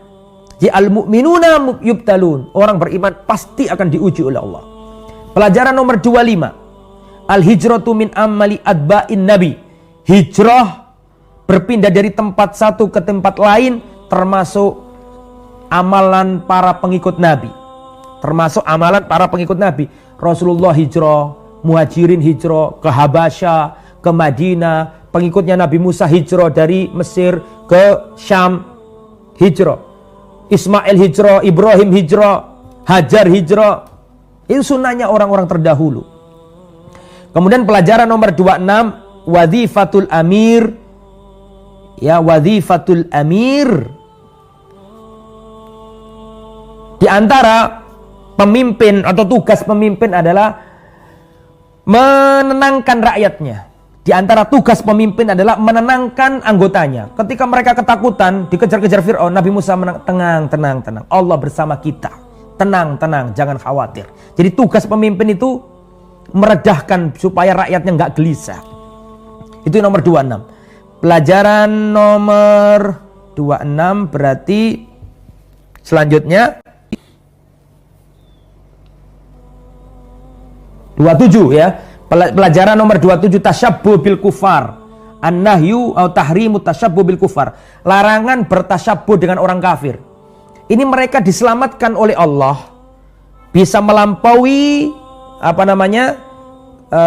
melampaui Laut Merah. Sesudah itu mereka tergiur sama kaum yang menyembah patung, ingin punya patung seperti mereka. Jadi larangan tasyabbuh bil kufar. Kemudian pelajaran nomor setelah 27 sekarang 28. Sababud dhalal mukhalafatun nabi. Termasuk penyebab penyimpangan adalah menyelisih Nabi. Nabi Musa ngajar tauhid, mereka nggak mau. Nabi Musa ngajak jihad, mereka nggak mau. Makanya mereka tersesat karena menyelisih perintahnya Nabi Musa alaihissalam. Ini pelajaran yang nomor 2 berapa tadi? 28 ya. Sebab penyebab penyimpangan adalah menyelisih Nabi. Kemudian nomor 29 yang terakhir insyaallah dalam pertemuan kali ini. Sebelumnya kalau ada tanya jawab nanti silakan. Jadi yang pelajaran terakhir adalah tidak bermanfaat dan tidak berguna tobat kalau nyawa sudah di kerongkongan, nggak ada manfaatnya. Dan itu dilakukan oleh Fir'aun. Fir'aun ketika tenggelam itu dia beriman, ya, beriman kepada Tuhannya Bani Israel, ya, tapi nggak ada manfaatnya, ya, nggak ada manfaatnya dan Allah Subhanahu Wa Taala tidak mengampuni dosanya. Hatta idza adrakahul gharaqu qala amantu annahu la ilaha illalladzi amanat bihi banu Israil wa ana minal muslimin. Ketika dia tenggelam hampir mati, dia mengatakan aku beriman dengan Tuhannya Bani Israel dan aku termasuk orang-orang yang berserah diri orang Islam. Surat Yunus ayat 90. Tobatnya Fir'aun, tapi tobat yang terlambat karena nyawa sudah di kerongkongan. Surat Yunus ayat 90. Itu ikhwatal iman yang bisa disampaikan. Jika ada pertanyaan maka kami persilakan.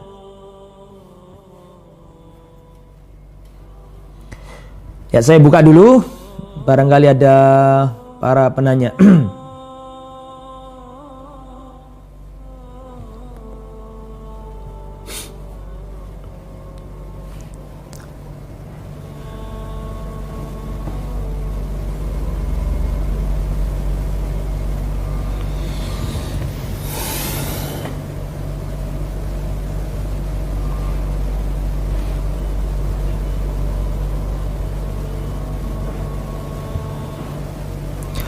Pertanyaan yang pertama, perhatikan ikhwatul iman. Ustaz, tadi diceritakan bahwa pengikutnya Nabi Musa alaihissalam adalah Bani Israel. Apakah itu menunjukkan bahwa Bani Israel itu diberkati oleh Allah Subhanahu wa taala? Jadi apakah pengikutnya Nabi Musa itu Bani Israel? Ya, pengikutnya Nabi Musa adalah Bani Israel. Apakah mereka itu diberkati oleh Allah? Iya, yang beriman. Yang beriman diberkati oleh Allah Subhanahu wa taala dan mereka dipilih oleh Allah Subhanahu wa taala. Tapi itu bagi yang beriman. Adapun bagi orang-orang kafir di antara mereka yang enggak ada manfaatnya. Karena tidak ada keutamaan kalau orang itu masih melakukan kekafiran.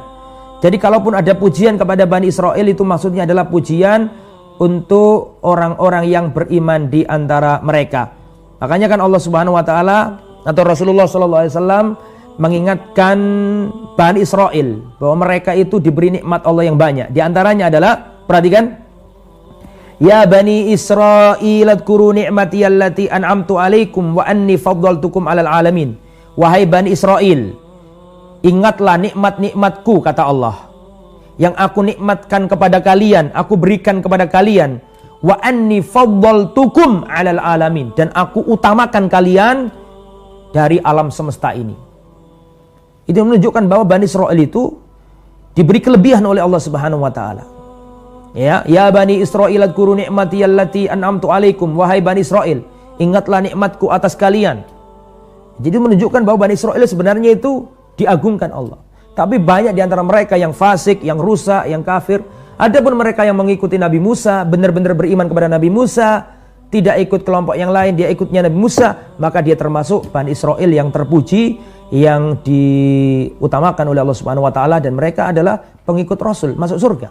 Adapun yang menyelisih ya tidak masuk surga. Jadi apakah Bani Israil pasti baik? Ya tergantung. Yang baik, yang enggak.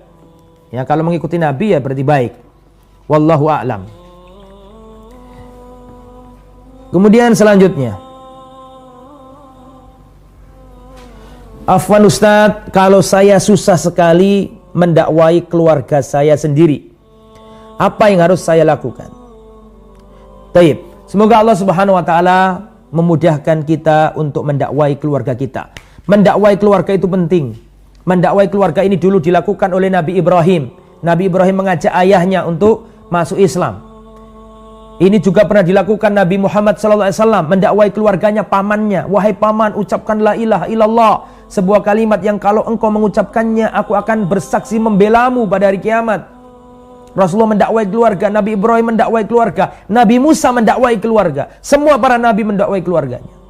Jadi mendakwai keluarga itu penting. Ya ayyuhalladzina amanu qu anfusakum wa ahlikum nara. Wahai orang-orang yang beriman, jagalah dirimu dan keluargamu dari api neraka. Bagaimana cara mendakwai mereka atau memelihara mereka dari api neraka? Kata Ali bin Abi Thalib radhiyallahu anhu, "Allimuhum wa'dibuhum." Ajarilah anakmu dan didiklah anakmu.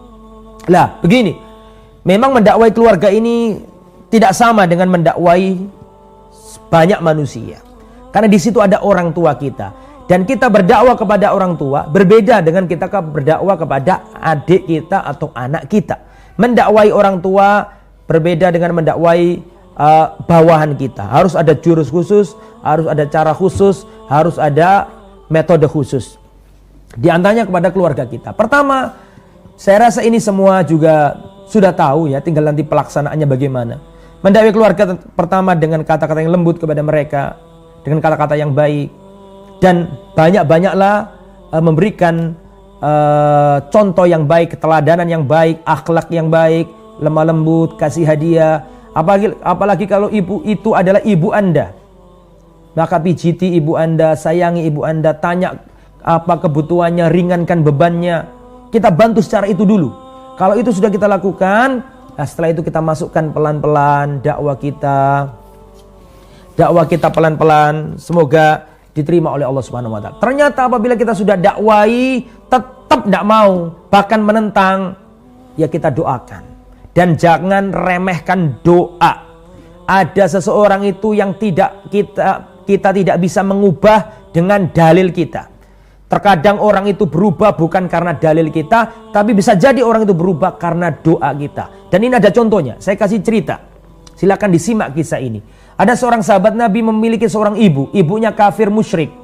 Maka sang sahabat ini datang, wahai mama, masuk Islamlah mama, ayo ikut hidayah, jangan kau melakukan kesyirikan, ayo kita ngikuti agama yang benar. Maka mamanya ini marah. Mamanya ini menghina Rasulullah, membentak anaknya, pokoknya nggak mau masuk Islam. Maka sang anak ini sedih, dia datang ke Rasulullah. Siapa nama sahabat ini? Namanya adalah Abu Hurairah. Dia sedih datang ke Nabi dan mengatakan, ya Rasulullah, aku mengajak ibundaku masuk Islam, tapi dia nggak mau masuk Islam, malah memarah-marahi dan mencaci maki dirimu ya Rasulullah. Tolong ya Rasulullah, doakan ibuku ya. Sambil nangis-nangis Abu Hurairah minta tolong ke Nabi supaya didoakan. Dia telah menghina dirimu, mencaci maki dirimu ya Rasulullah. Aku ingin dia masuk Islam, tolong ya Rasulullah, doakan ibuku. Itu Rasulullah nggak sakit hati. Kalau selain Rasulullah bisa jadi, wah biarkan aja mamamu memarah-marahi aku, mencaci maki aku, ngapain aku doakan. Tapi itu nggak berlaku bagi Rasulullah. Didoakan sama Rasulullah, Allahumma hadi umma Abu Hurairah. Ya Allah, berikan petunjuk hidayah kepada ibunya Abu Hurairah. Didoakan Nabi sungguh-sungguh. Setelah itu Abu Hurairah pulang ke rumahnya. Abu Hurairah mendengarkan suara kemerincik air. Setelah itu selesai, ibunya pakaian rapi, baru masuklah Abu Hurairah dan ibunya mengatakan asyhadu alla ilaha illallah wa asyhadu anna Muhammad Rasulullah. Langsung masuk Islam, kena doa anak soleh dan dibantu doanya Rasulullah sallallahu alaihi wasallam. Jadi ada orang itu berubah bukan karena dalil kita. Kadang orang itu berubah karena doa kita. Maka jangan sepelekan doa, karena yang memiliki hati itu Allah. Yang bolak-balikkan hatinya manusia itu bukan sekedar dalil, tapi Allah. Dengan doa agar Allah membalikkan hati-hati yang tertutup menjadi hati-hati yang terbuka. Wallahu a'lam. Kemudian selanjutnya, Pertanyaan dari Dian Ari Widoyo. Saudara atau saudari ini? Dian. Tegakkan sholat, adakah sama sholat Nabi Muhammad dengan sholat Nabi Musa alaihissalam? Taib, apakah sama sholatnya Rasulullah dengan sholatnya Nabi Musa? Perlu kita ketahui bahwa setiap para nabi memiliki syariat-syariat.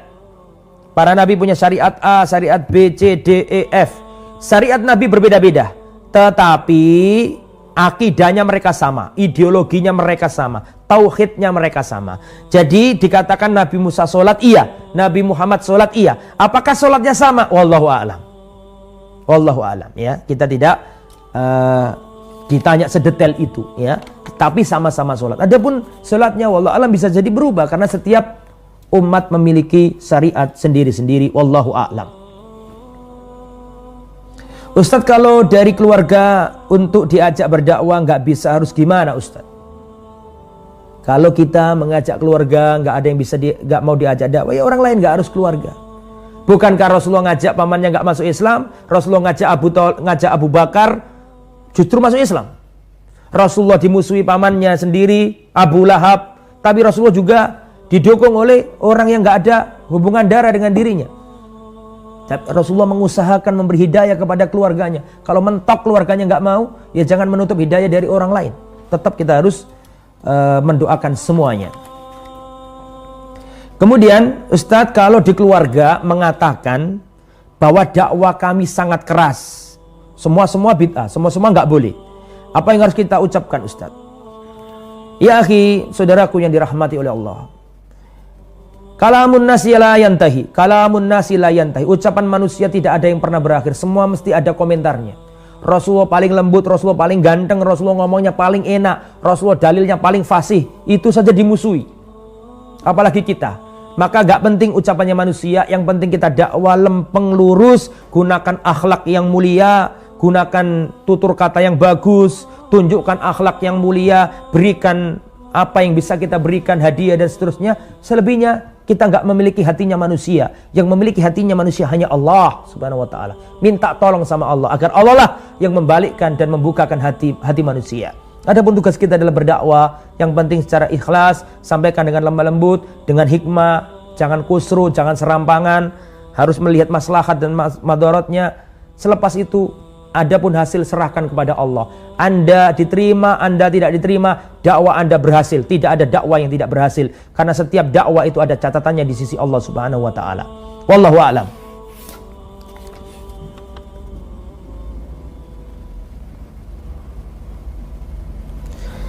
Dari saudara Ibnu Abi Ahmad, izin bertanya Ustadz, apa peran Nabi Harun ketika Nabi Musa berdakwah pada Fir'aun? Perannya seperti yang diungkapkan oleh Nabi Musa dalam doanya tadi, wa asriqhu fi amri. Ya, diterangkan tadi, coba saya baca lagi biar antum bisa dapat referensi perannya ya dalam surat. Coba dilihat surat Toha ayat 28, 29, 30, 31. Ya, waj'al li waziran min ahli. Ya Allah, jadikanlah pendamping untukku dari keluargaku. Harun, yaitu Nabi Harun. Usdud bihi azri. Kuatkan diriku dengan keberadaannya. Wa asriqhu fi amri, dan sertakan dia dalam perkaraku. Jadi menyertai Nabi Musa alaihissalam. Adapun secara detail ya wallahu alam, tapi intinya bersama Nabi Musa, bersama mengiringi, menyertai, bagi tugas, itu yang dilakukan Nabi Harun dan Nabi Musa alaihissalam. Wallahu alam.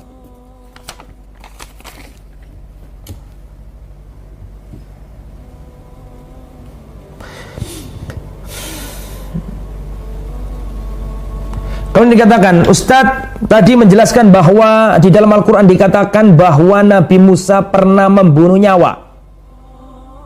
Apakah itu berarti Nabi Musa tidak maksum? Ya, taib. Seperti yang dikatakan tadi bahwa Nabi Musa alaihissalam ketika membunuh nyawa tadi, itu beliau belum jadi Rasul. Itu beliau ketika menjadi pemuda, kemudian niatnya baik, niatnya nolong orang yang terdolimi. Terus beliau mukul orang, gak niat bunuh, tapi orangnya mati. Karena Nabi Musa itu kuat orangnya. Malaikat maut terjadi tonjok sama Nabi Musa, kan ada hadisnya itu. Ada hadisnya. Ya, ditonjok sama Nabi Musa, kuat Nabi Musa. pendekar Nabi Musa itu. Ya, seperti itu ya. Adapun itu juga nanti menjadi penghalang Nabi Musa tidak bisa memberi syafaat pada hari kiamat. Syafaatul uzma, syafaat yang agung Nabi Musa nggak bisa, hanya Nabi Muhammad SAW yang bisa. Seluruh Nabi tidak ada yang bisa. Jadi intinya tadi Nabi Musa itu melakukan itu sebelum diangkat menjadi Rasul ya. Wallahu a'lam. Kemudian ada yang bertanya lagi dari Jakarta, ini dari Majelis Taklim Tasnim ya. Perhatikan. Pada kisah tersebut di mana posisi Nabi Harun, Ustadz, di saat berhadapan dengan Fir'aun dan para penyihir? Seperti yang saya katakan, ikhwati fillah rahimani wa rahimakumullah. Setiap perkara-perkara sejarah, setiap perkara-perkara gaib, maka tugas kita menjelaskan sebatas adanya dalil. Kalau ada dalil kita sampaikan, kalau nggak ada wallahu a'lam. Tapi yang jelas Nabi Musa dan Nabi Harun sama-sama diperintahkan oleh Allah menghadap kepada Fir'aun. Kan ada ayatnya kan?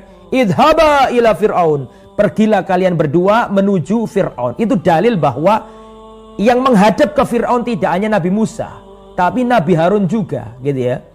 Coba saya sampaikan ayatnya, silakan dicatat supaya tahu posisinya. Yaitu dalam surat Toha ayat 43 ayat 44. Surat Toha ayat 43 ayat 44. Idhaba ila Fir'aun innahu Toha. Pergilah kalian berdua Musa dan Harun untuk mendatangi Fir'aun, karena Fir'aun itu berbuat melampaui batas. Wa qula lahu qaulan layyina, dan berikan ucapan yang lembut, yang bagus, yang santun kepada Fir'aun. Dua-duanya diperintahkan Allah. Itu dalil bahwa yang menghadap kepada Fir'aun tidak hanya Nabi Musa, tapi Nabi Harun juga. Gitu, itu yang paling penting di situ. Adapun bagaimana ketika dialog sama penyihir, posisinya Nabi Harun di mana? Apakah Nabi Harun di sebelah kirinya Nabi Musa, atau di sebelah kanannya Nabi Musa, atau menjauh atau mendekat? Wallahu a'lam.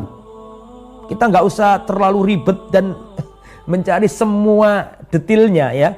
Dan kaidah mengatakan perkara gaib yang zaman lampau atau zaman akan datang nggak bisa kita kabarkan semuanya kecuali sebatas adanya dalil. Kalau ada dalil kita sampaikan, kalau nggak ada dalil ya cukup kita imani. Wallahu a'lam. Begitu ya, wallahu a'lam bishawab.